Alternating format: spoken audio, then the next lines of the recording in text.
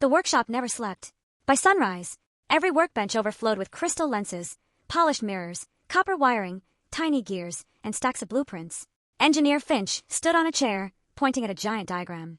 If this calculation is even slightly wrong. He looked toward Pip. The entire network explodes. Pip nervously raised one paw. How big of an explosion? Finch smiled. I'd rather not find out. Mrs. Bramble walked in carrying 3 enormous trays. Fresh cinnamon rolls, blueberry muffins, warm tea. She looked at the exhausted engineers. You all look like abandoned scarecrows. Nobody argued. Within seconds, every tray was empty. Captain Alder laughed. I've seen soldiers move slower. Mrs. Bramble folded her arms proudly. No invention has ever been built on an empty stomach. Pip nodded enthusiastically. I agree with science. Everyone laughed. The heavy atmosphere became just a little lighter. Across Bellhaven, the city was changing. At first, only a few families quietly packed suitcases. Then dozens. Then hundreds. No panic. No screaming. Just smiles. Neighbors hugged each other. We're finally going. It's time. I've waited my whole life. None of them knew where they were going. None of them questioned it. Even stranger. They all spoke almost identical words. Mayor Hawthorne stood outside City Hall watching streams of citizens calmly walk past. He frowned. Where are they going? No one answered him. Not because they couldn't. Because they didn't stop walking long enough to explain. Celeste appeared beside him. They aren't listening. Mayor Hawthorne grabbed one merchant by the shoulder. What's happening? The merchant smiled peacefully. I'm going home. You are home. No. The merchant gently removed the mayor's paw. I'm going. Where I belong. Then he continued walking. Mayor Hawthorne felt a chill run through him. For the first time, the song brushed against his own thoughts. Just a whisper. A faint curiosity. A strange feeling that somewhere, someone was waiting. He shook his head violently. No. But the feeling lingered. Inside Moonbell's sanctuary, Professor Hazel burst into the engineering workshop, carrying a stack of journals. I found something. Everyone looked up. The ancient archives describe a resonance shield. Engineer Finch hurried over. That's exactly what we're building. Professor Hazel nodded excitedly. But Pip accidentally improved it. Pip blinked. I did. You removed 2 amplification loops. I thought they were unnecessary. Professor Hazel laughed. They were. They've been unnecessary for 300 years. Engineer Finch stared at the little inventor. You redesigned ancient technology without knowing it. Pip slowly smiled. Is that good? Captain Alder answered immediately. It's terrifying. The workshop erupted with laughter. Hours later, the first resonance beacon stood completed. It was nearly 4 meters tall. Elegant crystal panels spiraled around a polished silver core. Soft pastel light flowed gently through the structure. Unlike a weapon, it looked like a sculpture. Liora carefully approached it. Ready. Engineer Finch nodded. As ready as we'll ever be. Professor Hazel checked the instruments. Captain Alder evacuated nearby workers. Pip proudly tightened the final bolt. Mrs. Bramble quietly whispered. Please don't explode. Pip looked offended. I only explode things a little. Finch coughed awkwardly. Usually. Liora gently placed both paws onto the activation panel. The beacon awakened. A warm hum spread through the sanctuary. Not loud. Comforting. Like distant birds singing at sunrise. The light expanded through every corridor. Every room. Every garden. Everyone stopped working. One by one, confused expressions appeared across their faces. A carpenter blinked. Why was I packing? Another worker looked down at a travel bag. I don't remember. An elderly gardener slowly sat on a nearby bench. The feeling. It's gone. Brother Rowan quietly smiled. It worked. Engineer Finch looked at Pip. You genius. Pip's ears turned bright pink. I just don't like bad songs. Before we continue, if you've made it this far into Leora's journey, you're officially one of the clever cats hiding in the sanctuary. Seriously. Most viewers would have wandered off to chase a laser pointer by now. But you stayed. That tells me you're exactly the kind of person these stories are made for. So do me one tiny favor. Hit subscribe, leave a like, and follow so you don't miss what happens next. It tells the creator that you're enjoying the adventure, helps more people discover these stories, and convinces the storyteller to keep making bigger, better ones. Besides, future you will thank present you when part 2 pops up instead of mysteriously disappearing into the internet's basement. Now, let's get back before Captain Alder notices we've been standing around talking. The celebration lasted less than a minute. Every light inside the sanctuary suddenly flickered. Once, twice, 3 times.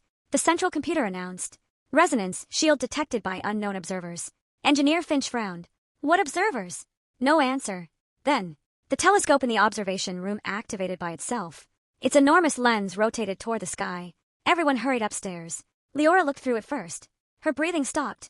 The silver lights scattered across the heavens were no longer motionless. They were descending. Slowly, deliberately, each one unfolded, not into stars, into enormous geometric structures, impossible shapes, crystal, metal, light. None resembled ships, none resembled creatures. They simply existed, defying every law of nature. Professor Hazel whispered, "They're here." Brother Rowan's expression became solemn. "No, they've only sent scouts." Captain Alder slowly lowered the telescope. "If those are scouts, I don't want to meet the army." Liora never looked away from the sky. One of the descending structures suddenly changed direction. Instead of heading toward Belhaven, it turned directly toward Moonbell Sanctuary. The archivist's voice echoed through every hallway. "Warning. Keeper detected by external intelligence. Your location is no longer hidden." Silence. The sanctuary had protected them for centuries. Now, something beyond the sky knew exactly where they were. And it was coming. No one spoke. The observation deck overlooked Belhaven through a wall of reinforced crystal glass. Beyond the peaceful pastel rooftops, the impossible structures continued descending from the silver sky. Not quickly, patiently, as though they had crossed unimaginable distances and were in no hurry to arrive. Captain Alder quietly reached for his rescue axe. "I suddenly miss dealing with ordinary criminals." Engineer Finch nodded. "I'd happily fix leaky pipes for the rest of my life." Pip looked through a smaller telescope. "They're beautiful." Brother Rowan answered softly. "So was the first crystal flower. Beauty and danger often arrive wearing the same smile."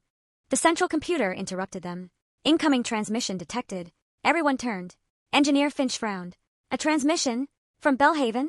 The computer paused. "Negative. Origin unknown." The observation room darkened.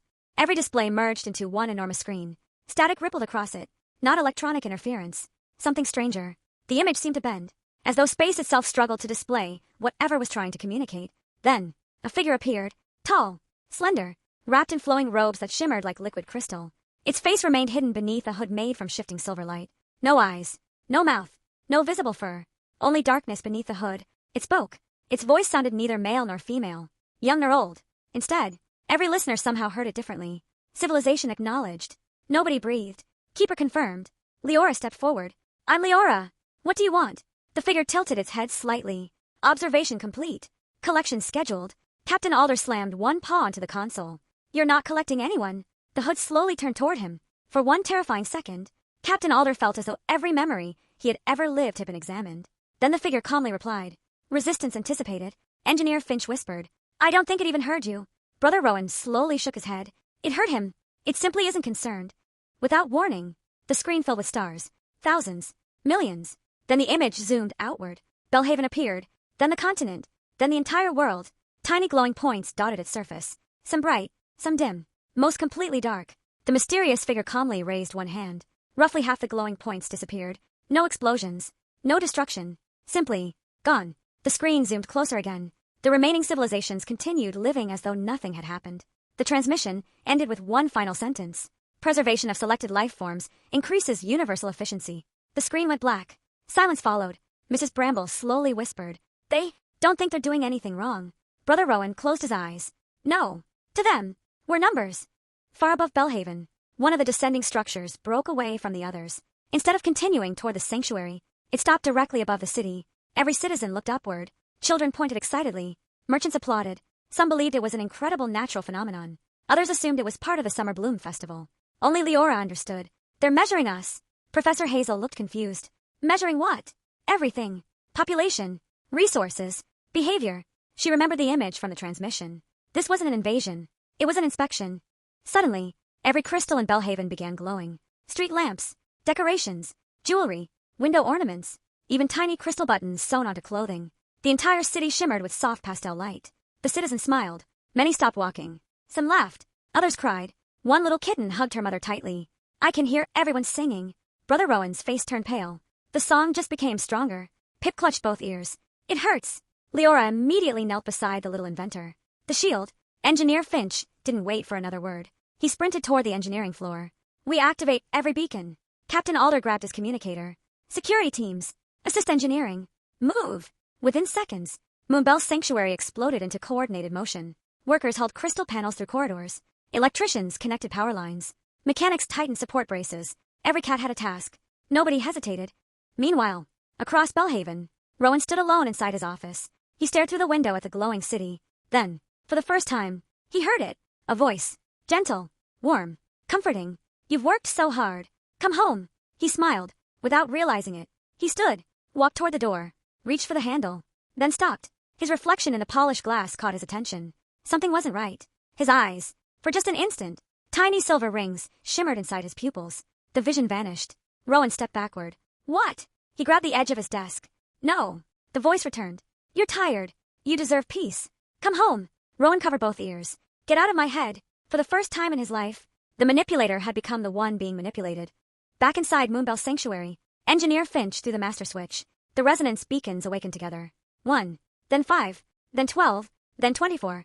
Warm waves of crystal blue light spread throughout the sanctuary. Pip slowly lowered their paws. It stopped. Mrs. Bramble smiled with relief. Captain Alder exhaled deeply. It actually worked. Then, every beacon suddenly synchronized. The light burst upward through hidden shafts inside the mountain. High above Belhaven, a colossal dome of shimmering pastel light expanded across the sky. Not over the city, only over Moonbell's sanctuary. The descending scout structure halted instantly. Its smooth surface rippled. For the very first time, it reacted. The archivist's voice echoed through every chamber. Unknown intelligence is analyzing the resonance shield. Probability of successful concealment. Everyone stared at the display. 48%, 49, 51, 58, 64. Then, the numbers stopped climbing. Instead, a new warning appeared. Analysis complete. The harvesters are adapting. Before anyone could respond, the scout changed shape. Slowly, deliberately. Its smooth geometric form unfolded into countless smaller fragments. Hundreds, then thousands. Each fragment attached, and began falling toward Belhaven like glowing raindrops. Professor Hazel whispered, They're not attacking. Brother Rowan finished the sentence. They're searching. Liora tightened her grip on the silver key. If they're looking for the keeper. She looked around at every face in the room. Then they are never finding her. Outside, the first glowing fragment drifted silently into Belhaven's central square. A curious young newspaper vendor reached out to catch it. The tiny object gently landed in his paw. It pulsed once, then unfolded into a delicate silver butterfly. The little butterfly lifted into the air, circled the boy twice, then quietly flew away. Toward the mountains, toward Moonbell's sanctuary, toward Liora. The silver butterfly never flapped its wings. It simply glided effortlessly through the air, crossing rooftops, floating over gardens, passing curious citizens who smiled as it drifted by. No one suspected it. It looked harmless, beautiful even. Liora didn't blink. Track it. Engineer Finch's paws flew across the control panel. The sanctuary sensors immediately locked onto the tiny object. A glowing blue line appeared across the holographic map. It isn't wandering, Finch whispered. It's following the mountain roads. Captain Alder frowned. It knows exactly where it's going. Brother Rowan quietly nodded. They always do. Outside Belhaven, more silver butterflies unfolded. One from a crystal ornament hanging outside a bakery. Another from a necklace worn by a traveler. Another from a tiny decorative statue beside a fountain. Within minutes, hundreds floated into the sky, each choosing a different direction. Not randomly, systematically, searching. The harvesters weren't attacking. They were mapping, learning, eliminating possibilities. Liora quietly studied the map. If they search every valley, every cave, every abandoned tunnel, she didn't finish. She didn't have to. Eventually, they would find Moonbell's sanctuary. Unless she made them look somewhere else. Captain Alder immediately understood. You've got an idea. I do. I probably won't like it. You probably won't. Liora enlarged a map of Belhaven.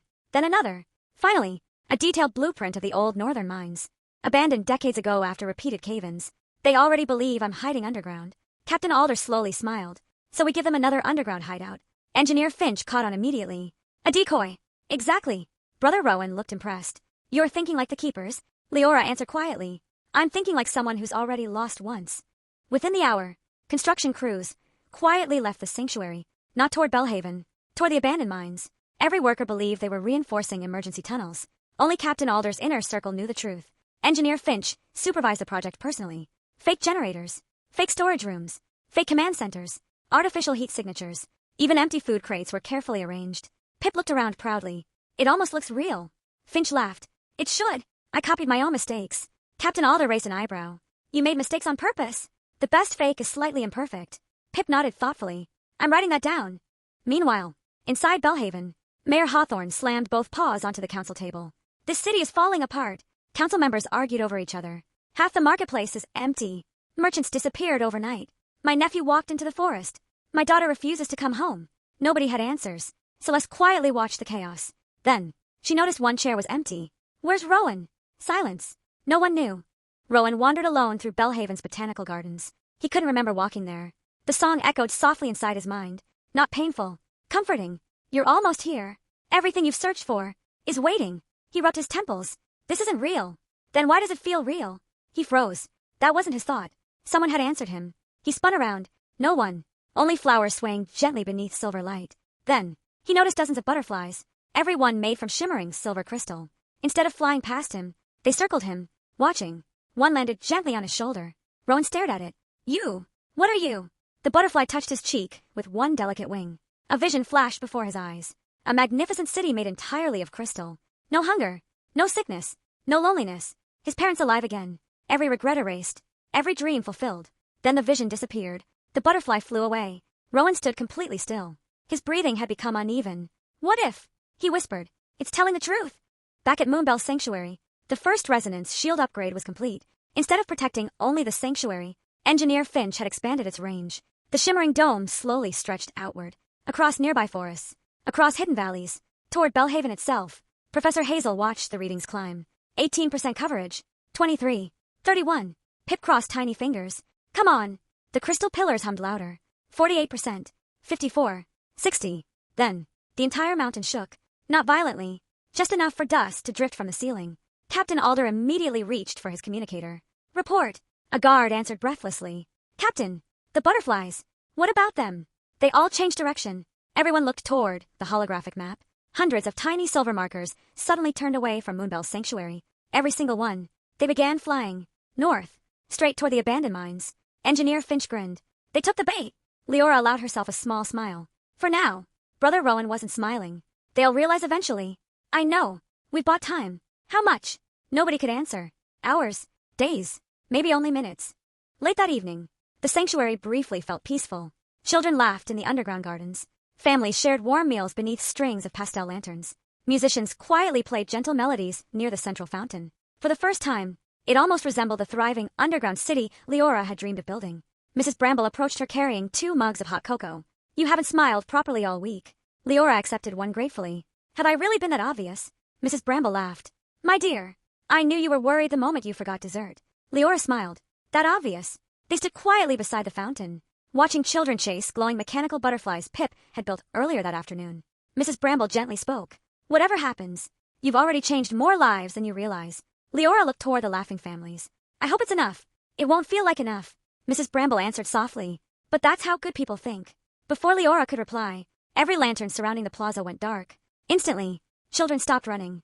Musicians stopped playing. The fountain became silent. The archivist's calm voice echoed throughout the sanctuary. Alert. Decoy sanctuary located. Everyone held their breath. Then came the second message. The harvesters determined it was false. A pause. Long enough to make every heartbeat feel deafening. Then, estimated time until Moonbell Sanctuary is discovered. The number appeared in glowing gold above the central plaza. 11 hours. No one screamed. No one panicked. But every cat understood the same thing. The countdown had finally become real. The glowing countdown hung above the central plaza. 11 hours. Nobody looked away. It wasn't just a number. It was a promise. 11 hours until centuries of secrecy disappeared. Captain Alder was the first to move. Everyone to the command chamber. His calm voice carried farther than any shout ever could. No panic. No running. Just purpose. Within minutes, every senior member gathered around the great holographic table. Liora looked at each familiar face. Captain Alder. Mrs. Bramble. Professor Hazel. Engineer Finch. Pip. Brother Rowan. Saren. They had become more than allies. They had become family. She took a slow breath. We have one advantage. Engineer Finch raised an eyebrow. Only one. We know exactly how much time we have. Captain Alder smiled. I've won battles with less. The holographic map expanded. Hundreds of blue lights represented every worker inside Moonbell Sanctuary. Thousands of green dots represented supplies. Outside, silver markers slowly converged toward the mountain. Liora circled 3 locations. The eastern tunnel, the old water reservoir, and the archive. Captain Alder immediately understood. There are priorities. There are lifeline. Engineer Finch pointed toward another section. The resonance beacons. They stay online, even if everything else loses power. Professor Hazel quietly added, if the shield falls, the song reaches everyone inside. Nobody argued. They all remember the workers preparing to leave only hours earlier. The shield wasn't optional. It was survival. Liora turned toward Saren. You've fought the harvesters before. Saren gave a small nod. Many times. Have you ever defeated one? The room became silent. Saren answered honestly. No. Pip's ears drooped. Never. No. But. Everyone looked up. They've been delayed. They've been confused. They've been forced to retreat. Captain Alder folded his arms. So they aren't unstoppable. Saren smiled. No enemy is. They simply haven't met enough stubborn people. Mrs. Bramble laughed. Then they've definitely come to the wrong mountain. Even Captain Alder chuckled. The tension eased. Just enough. Far above Belhaven, the silver butterflies reached the abandoned mine. One after another they slipped through the tunnels. Scanning. Searching. Mapping. Engineer Finch watched through the surveillance monitors. They're inside. Captain Alder leaned over his shoulder. How long before they realize? Almost as if answering.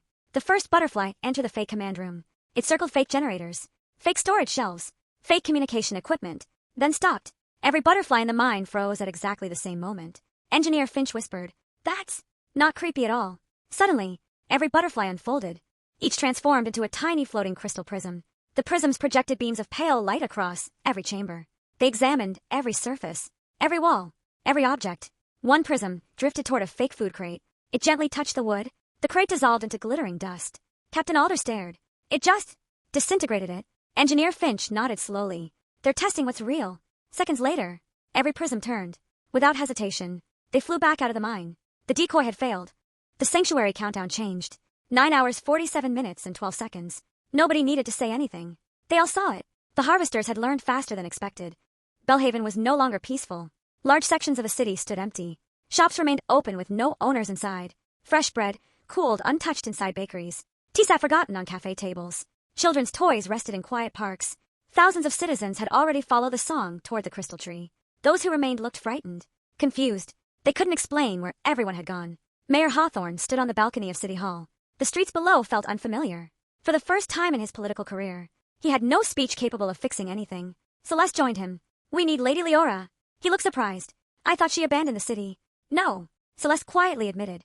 "I think she was preparing for this." The realization struck them both at the same time. Rowan hadn't disappeared because he was hiding. Liora hadn't disappeared because she was afraid. She had disappeared because she already knew.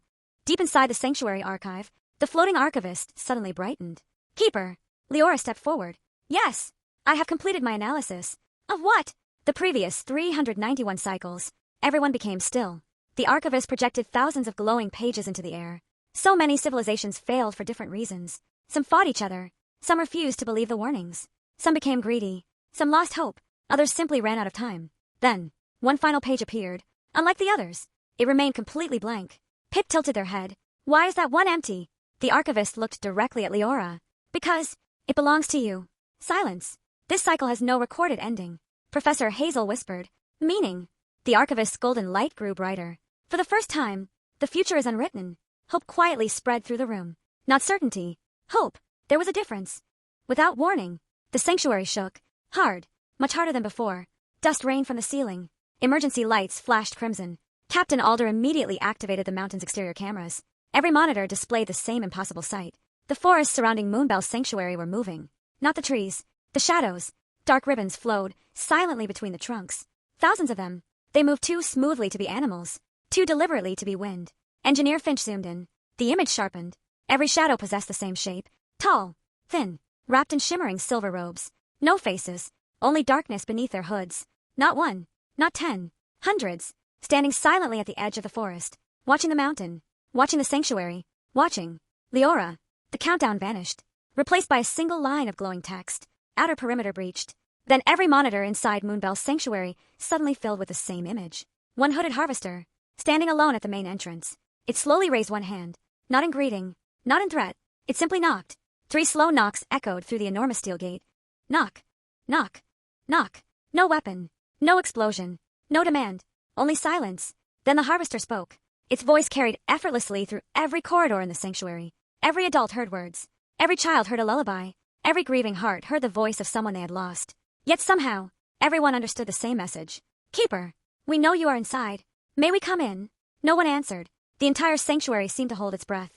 300 years of hidden history. And for the first time, someone had knocked. Captain Alder quietly stepped toward the main security console. "Permission to respond." Liora never took her eyes off the screen. "Granted." Captain Alder pressed the communication switch. His deep voice echoed through the mountains. "This sanctuary is closed. You are not welcome." Silence. Then, the harvester slowly inclined its hood. Not offended. Not surprised. Almost respectful. "Your refusal has been recorded."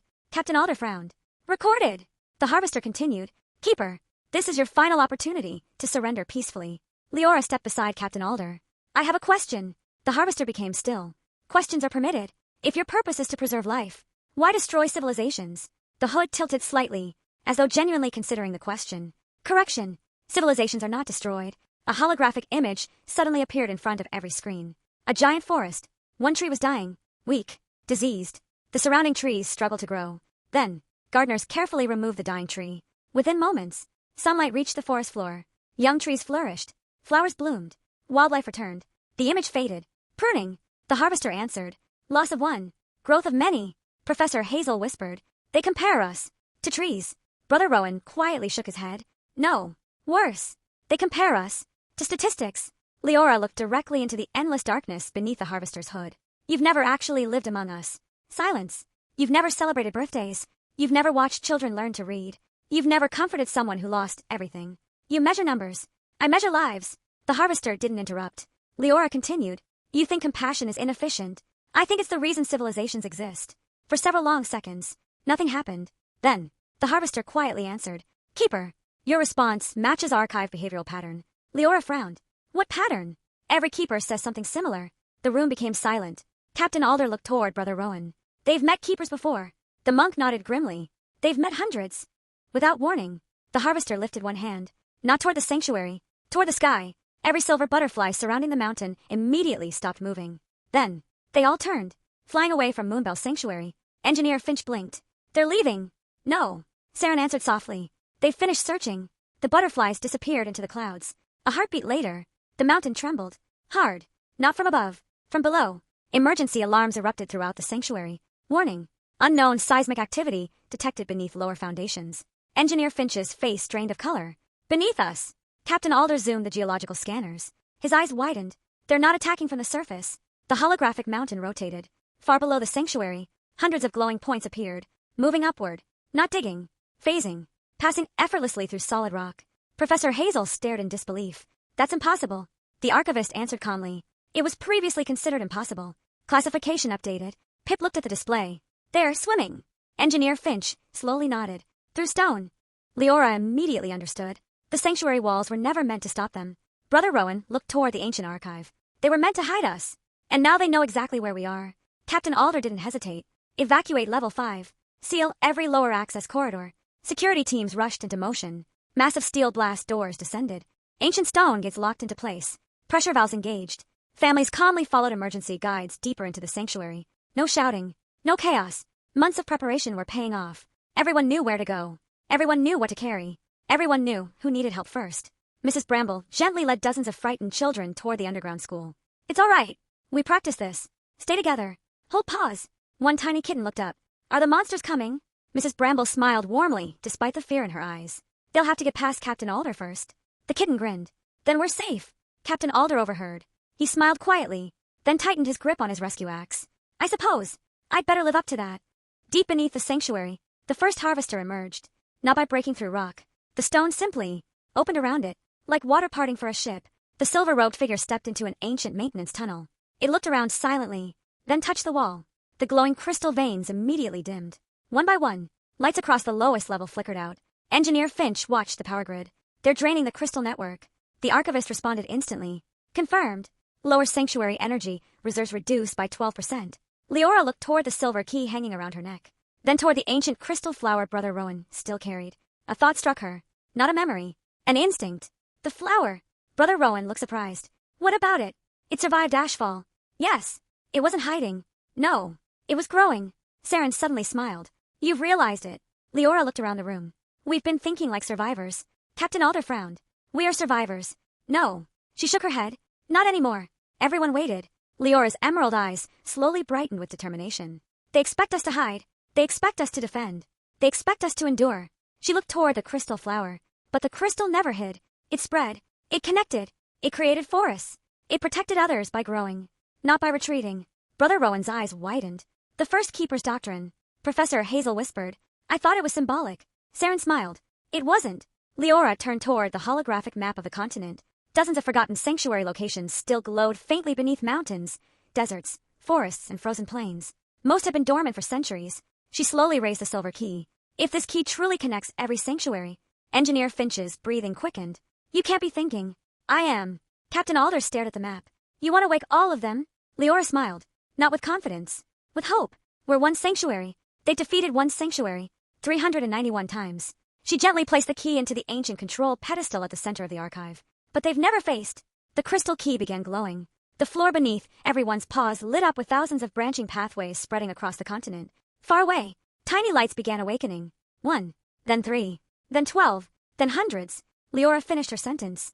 All of them. Across the world, deep beneath forgotten mountains, hidden beneath deserts, sleeping below ancient forests, long silent sanctuaries awakened for the first time in centuries. And somewhere in the darkness between the stars, one harvester quietly turned away from Earth.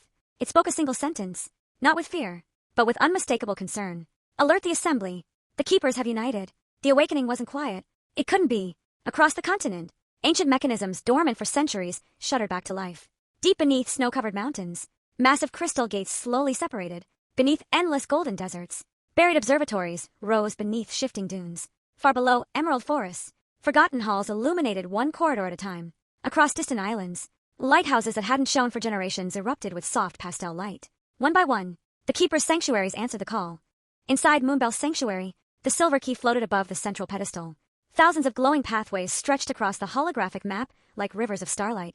The archivist's voice filled every chamber. Connection established. Sanctuaries responding. 1, 5, 12, 31, 74. The numbers climbed faster. Engineer Finch could barely keep up. They're everywhere. Professor Hazel stared at the map with tears in her eyes. We were never alone. Captain Alder quietly smiled. Neither are they. Suddenly, one light blinked. Another. Then another. Not all sanctuaries responded. Several remained dark. The archivist explained. Status unavailable. Possible causes. Destroyed. Abandoned. Harvested. The room grew quiet again. Liora gently rested one paw on the glowing map. So many. Brother Rowan nodded sadly. They held as long as they could. But today, he smiled warmly. They're finally hearing another keeper's voice. Without warning, a circle of light formed around the silver key. Then another. The air shimmered. One by one, life-size holograms appeared around the archive. Not recordings. Live connections. The first figure was an elderly lynx wearing emerald robes. Tall. Calm. A long silver braid reached almost to the floor. She looked around in astonishment. A living archive. A second figure appeared. A muscular tiger wearing heavy explorer's clothing. A faded scar crossed one eye. He folded his arms. So, the signal was real. A third. A graceful Siamese cat surrounded by floating crystal instruments. A fourth. A massive Norwegian forest cat wearing a thick white winter cloak. Then another. And another. Until 12 keepers stood around the chamber. All different. All silent. All staring at Liora. Finally, the elderly lynx smiled. So, you are the one. Liora blinked. The one. The keeper who woke the network. Captain Alder whispered. I think you've become famous. Pip grinned. I'd ask for an autograph. Liora couldn't help laughing. The tension eased, if only for a heartbeat. The tiger keeper stepped forward. I am Keeper Torin. I guard Frosthaven's sanctuary. The lynx inclined her head.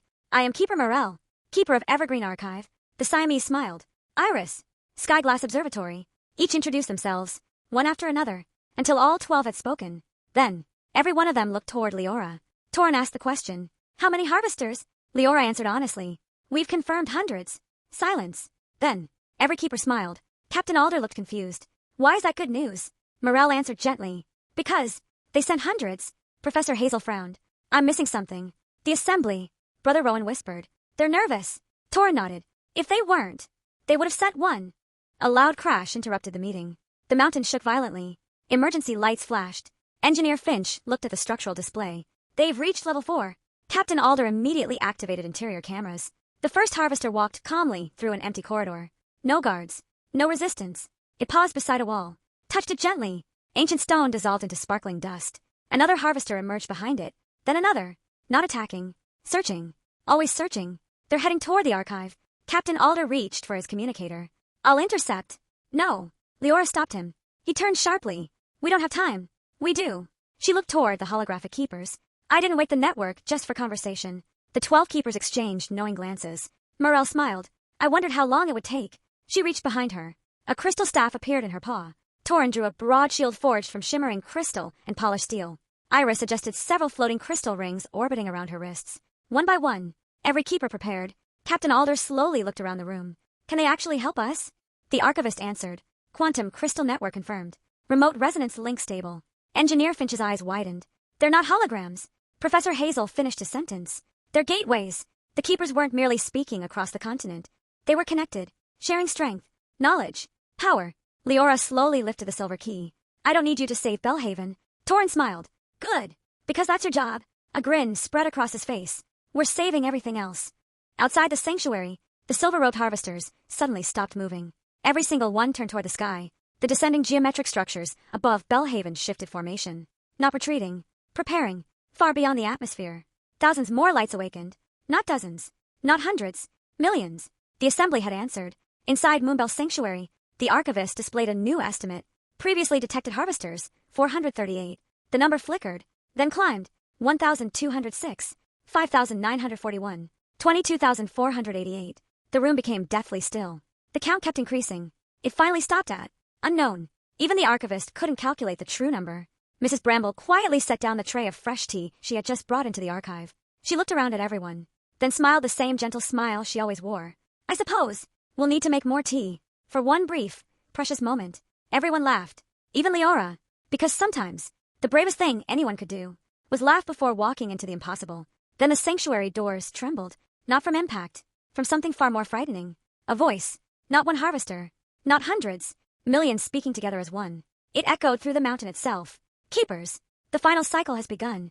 The voice didn't echo through speakers. It echoed through reality itself. Keepers. The final cycle has begun. The mountain vibrated. Not violently. Almost. Like it was answering. Every crystal vein inside Moonbell's sanctuary lit up simultaneously. Pastel blue.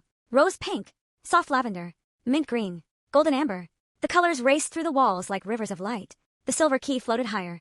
The archivist spoke urgently. Warning. The assembly has entered planetary orbit. Engineer Finch looked horrified. Planetary orbit? Professor Hazel's paws trembled. How long until they arrive? The archivist answered. Estimated arrival of primary fleet. 10 minutes. 9. 8. The countdown had already begun. High above the atmosphere, the geometric structures finally revealed their true scale. They weren't ships. They were cities. Entire civilizations built around impossible crystal frameworks. Each was larger than Bellhaven itself. Slowly rotating. Silently descending. Captain Alder stared through the telescope. I've rescued cats from burning buildings. I've climbed collapsing bridges. I've fought floods. He slowly lowered the telescope. I have absolutely no training for this. Pip quietly raised one paw. Me neither. Mrs. Bramble gently handed him another muffin. Everything feels slightly less terrifying with breakfast. Pip took a bite. She's right. Even Torin laughed through the crystal gateway. I like this sanctuary. The laughter faded as alarms erupted again. Perimeter breach. Level 4 compromised. Captain Alder switched to the interior cameras. The first harvester had reached the archive corridor. Except, it wasn't alone anymore. Dozens walked beside it, each one perfectly synchronized. None hurried. None hesitated. Every step landed at exactly the same moment. Left. Right. Left. Right. Like a single mind controlling hundreds of bodies. Brother Rowan frowned. They've stopped searching. Leora understood immediately. They know where I am. Captain Alder lifted his rescue axe. I'll hold the corridor. Leora shook her head. They'll overwhelm you. I know. I'll still do it. Before anyone could answer, another voice echoed through the crystal network. Keeper Morel. You won't be alone. Behind her, dozens of keepers entered Evergreen Archive. Some carried crystal bows, others intricate staffs. Several wore practical clothing, stained with years of hard work. None looked like soldiers. They looked like teachers, farmers, builders, doctors, scientists, artists, ordinary people. Extraordinary courage. Then another sanctuary connected. Frosthaven. More keepers appeared. Then Skyglass Observatory. Then Sunreach Vault. Then Hollowroot. Then Ember Hollow. One by one, every awakened sanctuary filled with volunteers. Not armies. Communities. Captain Alder slowly smiled. I underestimated how stubborn keepers are. Torin grinned. You haven't met all of them yet. The crystal gateways expanded until they became full-size doorways. Engineer Finch gasped. They're stabilizing. The archivist confirmed. Inter-sanctuary transit available. Nobody spoke.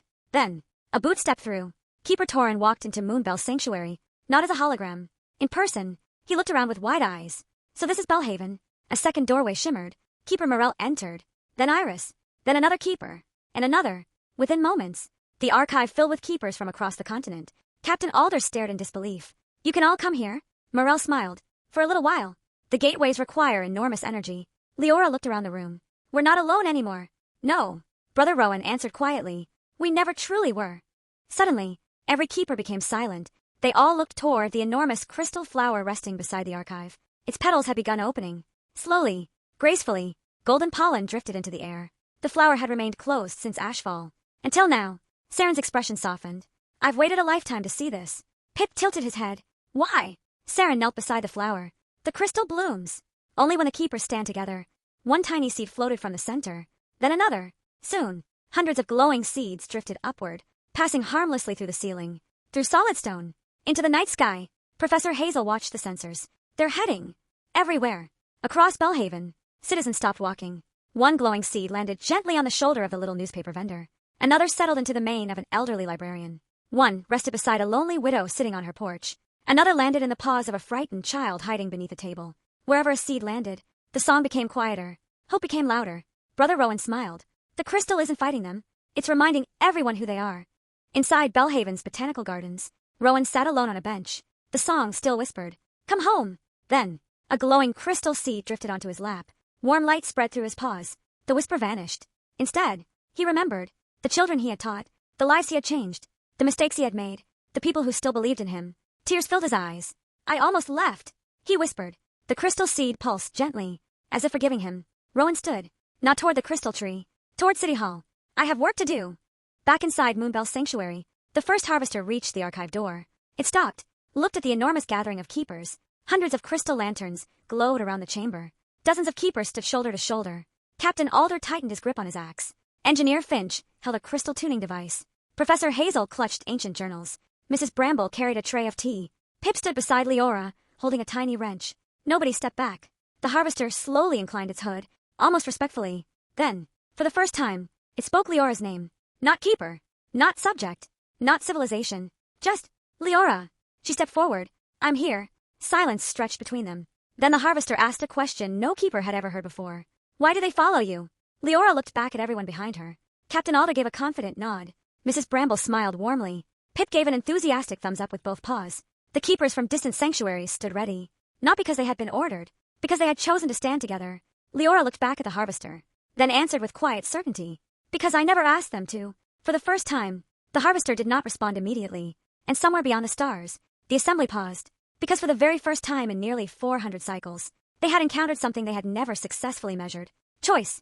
The archive remained silent, not because no one had anything to say, because Leora's answer had shaken something far older than anyone inside the room. The harvester remained perfectly still. Its silver robes no longer shifted, its hood no longer tilted. It simply stood, processing. Finally it spoke. Clarification requested. Liora didn't hesitate. "You don't understand loyalty. You understand obedience. They're different." The harvester answered immediately. Difference not detected. Captain Alder couldn't help smiling. "Oh, this is going to be a very long conversation." Mrs. Bramble quietly handed him a cup of tea. "You'll need this." Liora stepped forward until only a few meters separated her from the harvester. "You believe every civilization follows whoever has the most power?" "Yes." "You believe every decision has a measurable outcome?" "Yes." "You believe kindness is inefficient?" "Yes." She slowly looked back at everyone behind her. Captain Alder, Engineer Finch, Professor Hazel, Pip, Brother Rowan, Saren, the keepers from every connected sanctuary. "They aren't standing behind me because they have to. They're standing here because they chose to." The harvester answered calmly. "Choice is influenced by probability." "No." Liora smiled. "Sometimes. It's influenced by love." Silence. The harvester didn't answer, because it had no definition for the word. Far beyond Earth's atmosphere, inside the immense geometric structure known only as the Assembly, millions of silver figures stood within an endless chamber. None spoke. None moved. Countless streams of information flowed between them. Entire civilizations, star systems, population models, probability calculations, everything reduced to perfect order. Then, one tiny anomaly appeared, variable undefined. The word spread through the assembly like a ripple across still water. Another appeared, concept unknown, love. A third followed, prediction failure. For the first time in untold ages, the assembly disagreed with itself. Back inside Belhaven, the crystal seeds continued drifting through the city. The little newspaper vendor picked his up carefully. Instead of following the song, he walked toward his grandmother's bakery. An elderly musician, who had packed his belongings, suddenly unpacked them.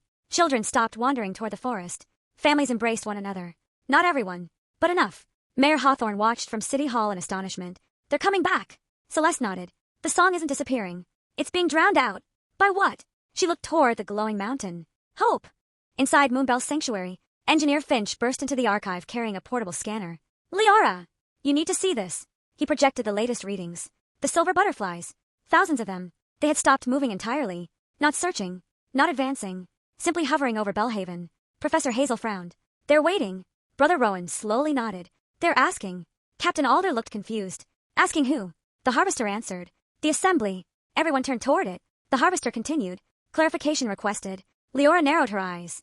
"About what?" The hood slowly lifted. Not enough to reveal a face. Only two faint silver lights where eyes should have been.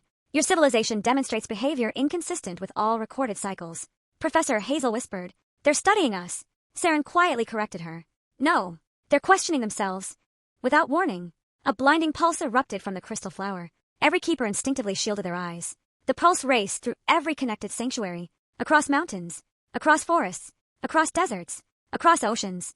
Then, the silver key rose higher than ever before. The archivist spoke in a voice no one had heard before. Not mechanical. Almost. Proud. Keeper protocol complete. Final authority granted. Liora stared upward. What does that mean? The crystal pedestal beneath her feet slowly unfolded. Hidden beneath it rested a single crystal seed unlike the others. It glowed with every pastel color imaginable. Saren's breath caught. The heartseed? Brother Rowan looked stunned. I thought it was a legend. Morel slowly bowed her head. So did we. Liora carefully picked it up. It was warm. Almost alive. The moment her paw touched it, she heard a voice. Gentle. Ancient. Not speaking aloud. Speaking only to her.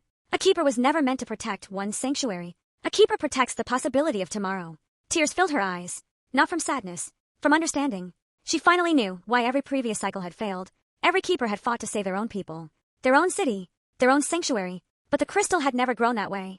Its roots spread everywhere. Connecting strangers. Sharing strength. Creating forests. Not kingdoms. Liora looked around the room. Then smiled. We've been trying to win the wrong battle. Captain Alder frowned. What do you mean? She looked toward the map of the world. We don't need every harvester to change. We only need one. Silence. Engineer Finch blinked. One. Liora slowly turned back toward the harvester standing in the doorway. It had not attacked. It had not moved. It was still waiting. Still observing. Still trying to understand. She walked directly toward it. Captain Alder instinctively stepped forward. Liora! She gently raised one paw. I know. He reluctantly stopped. She stood face to face with the harvester. Then, without fear, without hesitation, she held out the glowing heartseed. I want to show you something. The harvester looked at the tiny crystal. Its silver eyes reflected the soft pastel light. For the first time, it did not calculate. It did not classify. It simply reached out and accepted the seed. Across the stars, every member of the assembly felt it happen at the exact same instant. One harvester had accepted a gift, not taken it, accepted it, and across millions of minds linked as one, a single impossible thought appeared. Why? The archive became impossibly still. The harvester held a heartseed in both hands. Its silver glow reflected across the folds of its robes. No alarms sounded. No calculations echoed through the chamber. Even the assembly paused. Millions of linked minds suddenly found themselves processing something they had never been programmed to evaluate. A gift, freely given, with nothing requested in return. The harvester looked down at the tiny crystal, then back at Liora. Its voice was softer than before. Purpose. Liora smiled gently. It doesn't need one. Silence. Every action possesses purpose. It can, but it doesn't have to. She looked around the archive. When Mrs. Bramble makes tea, she isn't calculating efficiency. Mrs. Bramble blinked. I certainly hope not. Liora chuckled. When Captain Alder risks his life, he isn't looking for rewards. Captain Alder shrugged. I'd prefer not getting flattened. A few keepers laughed. Liora continued. When Pip invents something, it isn't because someone ordered them to. Pip proudly puffed out his chest. I invent because it's fun. The harvester remained motionless. Its silver eyes focused on each cat in turn. None of their answers matched any model within the assembly. Far above the world, the assembly's calculations spiraled into contradiction. Purpose undefined. Motivation unpredictable. Behavior non-optimal. Another line appeared. Behavior. Beautiful. The entire network froze. The word had never existed inside the assembly. Millions of minds attempted to delete it. Millions more attempted to define it. None succeeded. Inside Belhaven, something extraordinary happened. The song faltered, not because the resonance beacons became stronger, because the assembly's attention had shifted. The melody weakened. Citizens stopped walking. Many looked around in confusion. One elderly baker blinked. Wasn't I going somewhere? His grandson hugged him tightly. No. You were coming home. Throughout the city, families reunited. Friends embraced. Children laughed as if waking from a strange dream. The silver butterflies stopped glowing. One by one, they gently settled onto rooftops. Flowers. Trees. No longer searching. Simply resting. Inside the archive, the harvester carefully examined the heartseed. It glowed brighter with every passing second. Finally, it asked another question. Keeper Liora. Yes. What occurs if I refuse your gift? Liora answered honestly. Nothing. Silence. You can throw it away. You can give it back. You can keep it. It was yours the moment you accepted it. The harvester's head tilted. Ownership transferred without agreement. You accepted it. That's enough. The harvester slowly looked toward the keepers standing behind Liora. No fear. No anger. Only curiosity. Then, it asked something no harvester had ever asked before. May I remain? Captain Alder almost dropped his axe. Engineer Finch looked as though someone had unplugged his brain. Professor Hazel whispered, "Did it just ask permission?" Brother Rowan smiled quietly. "Yes, it did." Liora nodded. "You may." The harvester stepped inside the archive. The massive doors behind it slowly closed. No chains, no prison, no guards, just trust. Suddenly, the mountains shook violently. Not from below, from above. The assembly had noticed. The countless silver lights surrounding the planet began moving. Fast, much faster than before. The archivist's warning echoed through every connected sanctuary. Emergency. Assembly consensus collapsing. Engineer Finch frowned. "Is that good or bad?" The archivist paused, then answered, "Unknown." Another warning appeared. Assembly has divided into two factions. The room fell silent. Morel whispered, "That's impossible." The archivist corrected her. "Previously impossible." On the holographic display, the millions of silver lights separated. Roughly half remained in formation above Earth. The others slowly drifted away. Not retreating. Leaving. Captain Alder stared at the map. "There." Arguing. Sarah nodded. The first disagreement in their recorded history. The harvester looked toward the sky. Its voice carried an emotion none of them had heard before. Very quietly, it whispered, "Confusion." Then, a single beam of silver light descended from orbit, not toward Belhaven, not toward the sanctuary. It stopped between the stars and the world. From that light, a much larger figure emerged. Unlike every harvester before it, this one wore no hood. Its face was smooth crystal. Its eyes resembled entire galaxies. Its robes stretched into the light itself. Even the harvester beside Liora stepped back. The archivist's voice trembled for the first time. Assembly Prime detected. Every keeper instinctively stood straighter. Not because they were ordered to, because they understood. This wasn't another harvester. This was the intelligence that had guided every harvest across countless worlds. Assembly Prime looked directly at Moonbell's sanctuary. Its voice reached every living creature on Earth. Not loud, gentle, ancient. "Keeper Liora." She stepped forward. "I'm here." Assembly Prime remained silent for several seconds. Then, to the astonishment of every keeper, every harvester, and every member of the assembly, it bowed, just slightly, a gesture no one believed possible. Then it spoke the words that changed the history of every civilization forever. "Teach us." No keeper spoke. No harvester moved. Even the wind beyond the mountains seemed to wait. Assembly Prime remained bowed. Not deeply, not dramatically, just enough to acknowledge something greater than certainty. Liora slowly walked toward the enormous projection. "You want me to teach you?" Assembly Prime raised its head. "Affirmative." The assembly has perfected survival. The assembly has failed to understand living. Silence settled across every connected sanctuary. Keeper Morel quietly smiled. "I never imagined I'd witness this." Torrin folded his arms. "I imagined winning." "This is stranger." Pip whispered. "I like strange." Liora looked directly into the galaxy-like eyes of Assembly Prime. "If I teach you, you must teach us too." The Prime remained still. "Clarify. You've crossed the stars. You've seen worlds we'll never imagine. You've learned things we haven't. You don't come as teachers. You don't come as conquerors. You come as neighbors." The word echoed through every harvester connected to the assembly. Neighbor. Millions of minds searched for a definition. The assembly already understood alliances. Trade. Conquest. Submission. But not neighbor. Assembly Prime asked. "Mutual exchange." Liora nodded. "Exactly." The Prime remained silent for nearly a full minute. An eternity for an intelligence that usually answered instantly. Then, proposal accepted. Across the night sky, half of the immense silver structures stopped descending. Their brilliant white light slowly changed. The harsh silver softened. Hints of pastel blue, warm rose, gentle lavender. The first colors the assembly had ever displayed. Brother Rowan smiled. "The crystal is changing them." Saren gently corrected him. "No, they're changing themselves." Suddenly, the harvester standing beside Liora looked down at the heartseed. Tiny crystal roots emerged from it. They wrapped gently around its wrist. Not trapping, connecting. The harvester watched in fascination. New sensation detected. Pip bounced excitedly. "What does it feel like?" The harvester searched for words. It took much longer than before. Finally, "Warm." Mrs. Bramble smiled. "That's a good start." Outside, Belhaven looked different. The song had vanished completely. Families returned to their homes. Children filled the parks again. Shopkeepers reopened their doors. Neighbors shared food with one another. Not because they had forgotten what happened, because they had survived it together. Mayor Hawthorne stood in the town square. Beside him stood Rowan. The teacher looked toward the glowing mountain.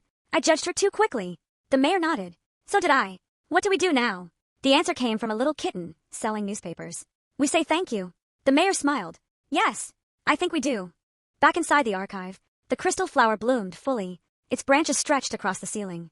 Thousands of glowing seeds floated into the air, not only toward Belhaven, toward every connected sanctuary, toward every distant mountain, every forgotten valley, every place where hope still existed. The archivist spoke, not as a machine, but almost like an elder telling a story. Cycle 392. It paused. Then every crystal inside every sanctuary glowed brilliantly. "Has ended." Everyone froze. Liora looked upward. What? The archivist continued. Final status. Harvest cancelled. Captain Alder slowly lowered his axe. Engineer Finch removed his goggles. Professor Hazel wiped away tears. Pip jumped into the air. We did it! The keepers across the crystal gateways erupted into cheers. For the first time in centuries, there would be another tomorrow. Assembly Prime spoke one last time before the great silver cities began ascending. Keeper Liora. She stepped forward. Yes. The Assembly has collected civilizations for longer than your world remembers. Today, the Prime looked toward the laughing children visible through the sanctuary windows. You collected us. Then, for the first time in its existence, Assembly Prime smiled. It was small, awkward, almost uncertain, but undeniably real. The silver cities turned toward the stars, not fleeing, exploring. This time, not as harvesters, as travelers. Months later, Moonbell's sanctuary no longer hid beneath the mountain. Its great doors stood open. Cats from every corner of the continent visited freely. Engineers worked beside artists. Teachers learned from explorers. Scientists exchanged ideas with gardeners. The archive became the largest library the world had ever known. Belhaven flourished. Crystal trees spread peacefully through parks and forests, not as shields, as reminders that strength grows best when it is shared. Captain Alder still patrolled the streets every morning. Engineer Finch and Pip somehow invented something new every week. Usually something that accidentally exploded. Mrs. Bramble continued insisting that muffins solved nearly every problem. She now had overwhelming evidence. Brother Rowan became head teacher of the new Keeper Academy. Saren quietly disappeared one spring morning, leaving behind only a handwritten note. You no longer need guides. You have each other. Liora often stood beneath the first crystal tree where everything had begun. One evening, a tiny silver butterfly landed gently on her shoulder. Unlike the old ones, its wings shimmered with every pastel color. It wasn't searching. It wasn't measuring. It was simply visiting. Liora smiled. The butterfly fluttered into the evening sky. Above her, the stars looked different now. Not because they had changed. Because she no longer looked at them with fear. She looked at them with curiosity. And somewhere among those endless stars, new neighbors were already preparing their first visit to Belhaven. Not to harvest. Not to judge. But to knock politely on the door. The way friends do. The end.